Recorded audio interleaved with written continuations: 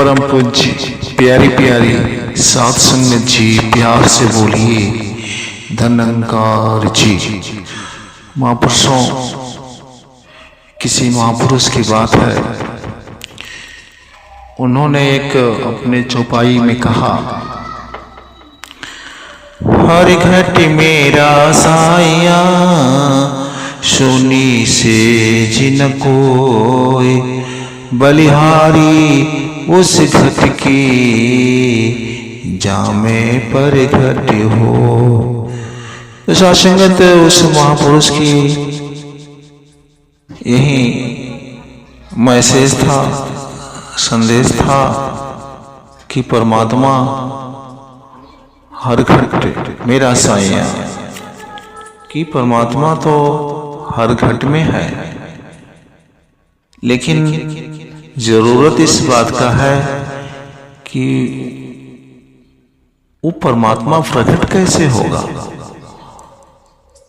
तो फिर महापुरुषों ने कुछ उपाय बताया, कुछ तरीका बताई कि सबसे नंबर एक बात तो महापुरुषों का मैसेज रहा, सदगुरु का भी मैसेज रहा कि अध्यात्म जीवन में, भक्ति में समर्पण का होना अनिवार्य है। क्योंकि सासंगत सारे झगड़ा का जड़, सारी समस्या का उपाय सिर्फ यही सासंगत है, माया। तो इसीलिए सदगुरु ने यह मैसेज दिया कि महापुरुषों, भक्ति में समर्पण जरूरी है, ताकि सत्संगत हमारे जीवन में जो भी सुख दुख आए हम उसे प्रभु का मान के स्वीकार करें और सत्संगत अपने प्रभु से जुड़ के रहें। तो महापुरुषों का यही मैसेज रहा कि हम अगर उस परमात्मा से जुड़ना चाहते हैं तो फिर सत्संगत हमें समर्पण करना पड़ेगा कि मेरा मुझ में कुछ नहीं, जो कुछ है सब तेरा, तेरा तुझको सौंप दिया तो क्या लागत है मेरा। तो सत्संगत अगर ऐसा हमारा मन वचन कर्म है तो सत्संगत हम परमात्मा की तरफ जा रहे हैं। यदि सत्संगत मेरा ऐसा विचार कर्म सुंदर नहीं है तो फिर सत्संगत हम सभी को प्रयास करना चाहिए। क्योंकि सत्संगत इसके अलावा और कोई उपाय नहीं है परमात्मा से जुड़ने का। दूसरा कोई उपाय अगर होता सत्संगत तो फिर सदगुरु को यह बात कहनी नहीं पड़ती कि आपको नंबर एक पे तो समर्पण ही करना पड़ेगा।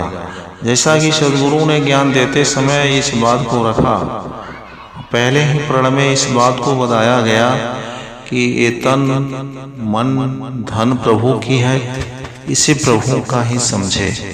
तो सत्संगत यदि हमारा ऐसा जीवन हो जाता है, हम सदगुरु की बातों को अमल में लाते हैं, तो फिर सत्संगत फिर वही बात आएगी कि ना कोई वैरी ना बेगाना, अपना तो सारा जमाना।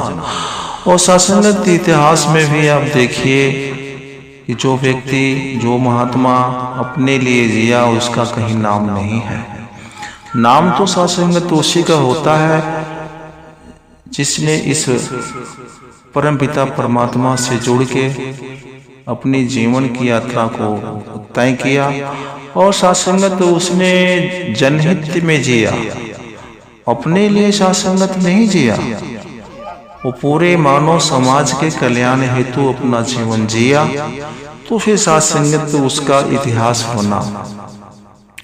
तो दास बस यही चाहता है कि महापुरुषों, अगर हमें वाकई में मुक्ति पद पाना है तो फिर गुरु की बातों को अमल में लाना है। जैसा हमारा गुरु चाहता है कि हम समर्पण के भाव से जिए, ये जो मैं और मेरी का जो झगड़ा है इसे हम हटाएं। इसे हम जब यानी प्रभु पर ही छोड़ देते हैं तो फिर साथ संगत जीवन में हमें तमाम खुशियाँ प्राप्त हो सकती है और साथ संगत हम दुखों से मुक्ति पा सकते हैं। और दास अब कुछ नहीं बोलते हुए साथ संगत बस ही कहना चाहता है कि हे प्रभु, आपने इस जगत को बनाया, ये जगत आपका बच्चा है और आप जो है सभी को सद्बुद्धि प्रदान करें और आप सभी को सारे सुख प्रदान करते हुए अपने श्री चरणों से लगा के ही रखना, प्यार से कहना धन्यकार जी।